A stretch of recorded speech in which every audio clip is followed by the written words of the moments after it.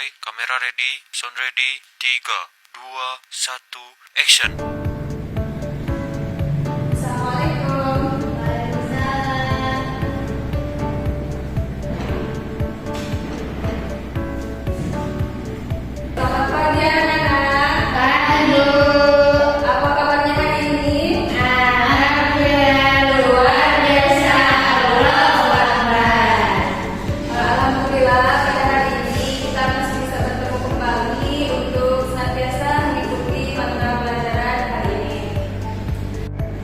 Baik, sebelum dimulai pembelajaran, mari kita membaca bismillah dan doa bersama-sama. Bismillahirrahmanirrahim. Raditu billahi rabban wa bil islami dinan wa bi Muhammadin nabiyya wa rasulah. Rabbi sholli sadri wa yassir li amri wahlul 'uqdatam min lisani yafqahu qawli bi rahmatika ya arhamar rahimin. Amin. Baik, sebelum kita mulai pembelajaran pada hari ini, Ibu presentasi terlebih dahulu ya. Baik, Bu.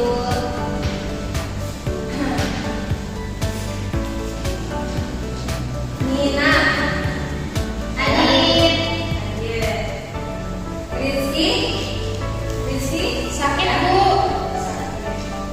Syifa, hadir. Zalfa, hadir. Ridwan, ada Ridwan? Izin Bu. Oh ya. Baik, terima kasih supaya sudah hadir pada hari ini. Ibu mau bertanya dulu, apakah kalian siap mengikuti pelajaran hari ini? Iya, Bu. Baik anak-anak, sebelum kita masuk ke materinya, Ibu ingin tahu dulu apa yang kalian tahu tentang toharo. Ada yang tahu toharo? Saya Bu, Apa? Coba jelaskan. toharo itu bersuci, mensucikan diri. Nah, dari mensucikan diri itu maksudnya bagaimana? Coba bisa jelaskan. Mensucikan diri itu menghilangkan najis-najis yang ada di dalam diri. Baik, bagus. Coba pendapat kamu. Membersihkan diri Bersihkan diri dari. hadas. Baik, sebelum kita masuk ke materi intinya, Ibu harap dengan kita belajar tentang toharo, kalian mampu sikap toharo dalam kehidupan sehari-hari, baik tahu tentang pengertian ataupun tata cara dari toharo tersebut. Baik anak-anak, langsung saja kita mulai materi pada hari ini, yaitu tentang toharo. Untuk itu bisa dibuka buku mata pelajaran fikihnya, yaitu terdapat pada halaman 30. Coba dibuka dulu anak-anak. Sudah? Nah, baik, kita masuk ke materi pertama, yaitu toharo. Di sini toharo itu terbagi menjadi dua, yaitu ada toharo menurut bahasa dan juga toharo menurut istilah. Apa sih yang dimaksud toharo menurut bahasa? Toharo menurut bahasa itu berasal dari kata tohuro, yaitu toharotan, yang artinya bersih atau suci. Maksud di sini yaitu sangat luas ya. Bersuci di sini bisa mensucikan diri dari dosa, bisa mensucikan diri dari kotoran-kotoran ataupun yang lainnya. Jadi menurut bahasa ini, toharo menurut bahasa ini bersifat umum. Adapun toharo menurut istilah yaitu menghilangkan hadas dan najis untuk melakukan ibadah seperti sholat dengan cara dan alat yang disyariatkan. Jadi ketika toharo ini menurut istilah jadi bersifat khusus. Maksudnya yaitu ketika kita punya hadas ataupun najis, maka ketika kita ingin melakukan sholat berarti kita harus bersuci terlebih dahulu. Namun kalau ketika kita tidak bersuci terlebih dahulu, maka ketika kita melaksanakan sholat itu tidak sah sholatnya. Dapat dipahami anak-anak? Baik, kita lanjut ke macam-macam toharo. Di sini toharo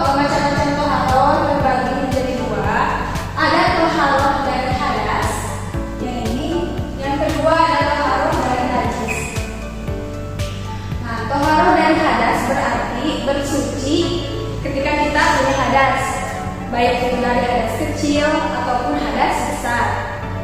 Dengan cara apa? Nah, kita melakukan tarawih itu dengan cara berwudu. Wudu berarti di sini ketika kita punya hadas kecil.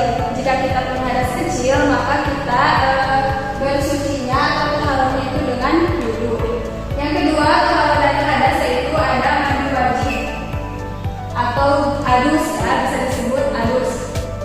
Nah, mandi wajib ini berarti ketika kita sedang mempunyai hadas besar. Nah, ketika kita semisal perempuan nih, kita haid, ada masanya haid. Berarti ketika darah kita sudah berhenti, ya, maka kita diwajibkan untuk bersuci, yaitu dengan mandi wajib atau adus. Nah, terakhir, taharah dari hadas itu yaitu bisa dilakukan dengan tayamum. Tayamum di sini yaitu sebagai pengganti wudu ataupun mandi wajib karena tidak ada air. Contoh, kita ambil contoh, misal kita pengen wudu nih, kita punya hadas kecil, tapi di sini itu tidak ada air, misal lagi musim kemarau. Nah, maka kita mengambil taharah itu dengan cara bertayamum. Sampai sini paham? Ada yang ditanyakan tidak? Tidak. Baik, berarti ibu akan paham, ya. Lanjut. Yang kedua, ada taharah dari najis. Apa itu taharah dari najis? Yaitu mensucikan diri dari najis, yaitu berupa kotoran atau zat yang dianggap tidak suci dalam agama Islam. Yang sudah kita ketahui bersama,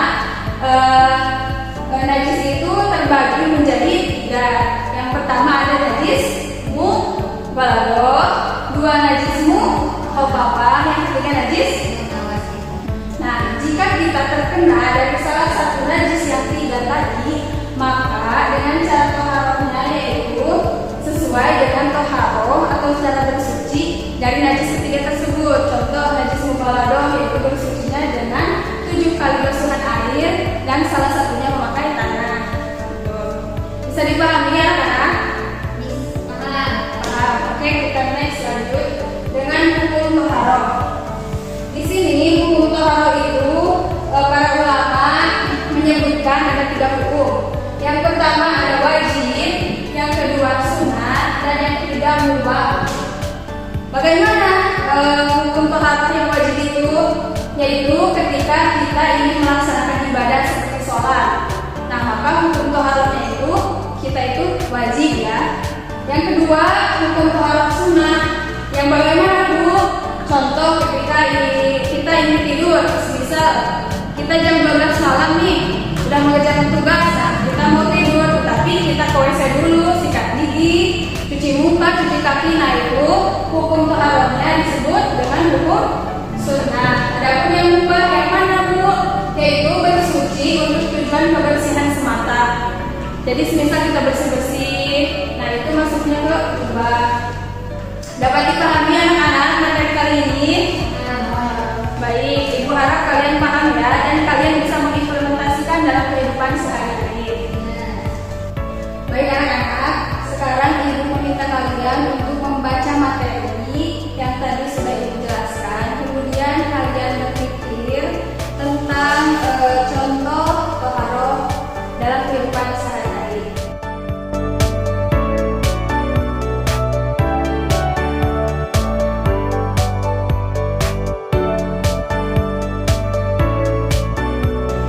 Baik, anak-anak, setelah ibu meminta kalian untuk berpikir secara individu, ibu minta kalian untuk berdiskusi dengan teman terkait dengan contoh taharah dalam kehidupan sehari-hari.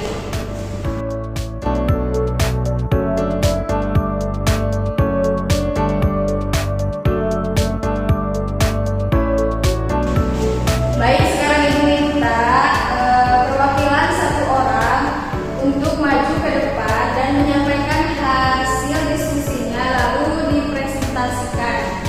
Boleh, silakan untuk maju ke depan. Saya akan membacakan hasil diskusi Contoh taharah dalam kehidupan sehari-hari. Yang pertama, taharah dengan air atau wudu. Untuk contohnya, Siti akan melaksanakan sholat zuhur di sekolah. Sebelum sholat, ia mengambil wudu. Ini adalah taharah dari hadas kecil. Kemudian yang kedua, taharah dengan mandi wajib.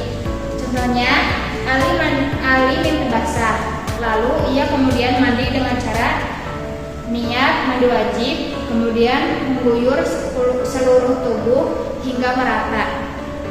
Ini adalah taharah dari hadas besar. Kemudian yang ketiga, taharah menggunakan debu atau tayamum. Contohnya, di perjalanan, Rafiq tidak menemukan air untuk berwudu. Ia pun bertayamum dengan cara menepukkan kedua telapak tangan ke debu yang bersih, kemudian mengusap ke wajah, kemudian mengusap kedua tangan hingga pergelangan tangan. Dan ini adalah taharah pengganti wudhu karena tidak ada air. Yang terakhir, taharah menyucikan najis. Misalnya, Nisa tidak sengaja terkena najis kencing bayi, kemudian ia menyiram bagian yang terkena kencing hingga bersih dan tidak berbau. Ini adalah contoh menyucikan najis. Sekian hasil diskusi dari kami. Terima kasih. Baik, terima kasih kepada Syifa yang sudah menjelaskan hasil diskusinya. Lalu di sini Ibu akan mempraktikkan tata cara taharah dari hadas, yaitu dengan wudu. Kalian perhatikan ya gerakan Ibu. Nanti Ibu akan meminta kalian, salah satu dari kalian, untuk mencoba mempraktikkan di depan. Baik, langsung saja, yaitu kita mulai contoh praktik taharah dari hadas dengan wudu. Kita simulasi saja ya karena tidak ada air. Yaitu yang pertama, kita niat dulu berwudu. Coba bareng-bareng niat dulu itu apa? Nawaitu raf'al hadas fil asghari lillahi ta'ala. Niat aku berwudu untuk menghilangkan hadas kecil fardu karena Allah. Nah, setelah itu kita membasuh muka dari atas jadinya rambut sampai ke dagu, dari samping kanan sampai samping kiri, yaitu dari telinga kanan sampai ke telinga kiri, yaitu membasuh wajah. Ini sebanyak 3 kali. Lalu membasuh tangan sampai ke siku, dimulai dari tangan kanan dulu sampai tangan kanan dulu, lalu tangan kiri, yaitu sama sebanyak dengan 3 kali. Kemudian setelah itu mengusap sebagian rambut. Di sini sama 3 kali. Terus membasuh kaki ya, dari membasuh kaki sampai mata kaki. Yang kanan dulu sebanyak 3 kali, lalu yang kiri sebanyak 3 kali. Terus berdoa. Bisa dipahami? Bisa, Bu. Baik. Sekarang Ibu akan memanggil satu orang perwakilan untuk mencoba mempraktikkan wudu sebagai taharah dari hadas, ya, sebagai taharah dari hadas, cara bersuci dari hadas. Kepada Dalfa, silakan maju ke depan.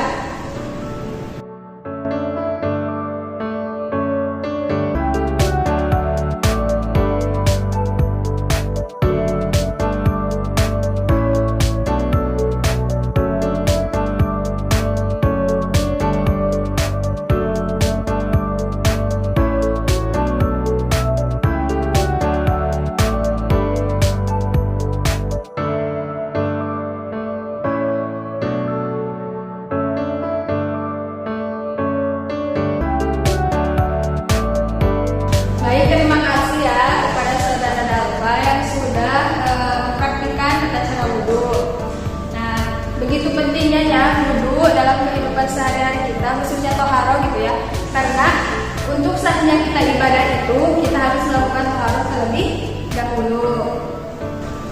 Baik anak-anak, jadi hari ini kita belajar tentang taharah. Coba sebutkan 3 hal yang kita pelajari hari ini. Yang pertama yaitu taharah tentang secara bahasa dan istilah. Yang kedua yaitu macam-macam taharah. toharoh. Yang ketiga yaitu hukum toharoh. Baik. Ibu harap kalian paham ya.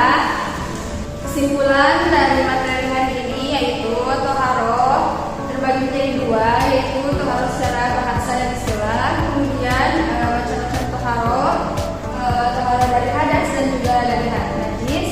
Lalu hukum toharoh yaitu ada wajib, ada sunnah dan mubah. Sebelum belajar ditutup, ibu harap kalian untuk mencari contoh dalil yang mewajibkan untuk toharoh. Tugas ini dikumpulkan minggu depan. Ibu harap kalian tidak lupa untuk mengumpulkan tugasnya pada minggu depan. Baik, mungkin materi dari awal sampai akhir dicukupkan sekian. Ibu harap kalian paham dengan materi yang ibu sampaikan. Mohon maaf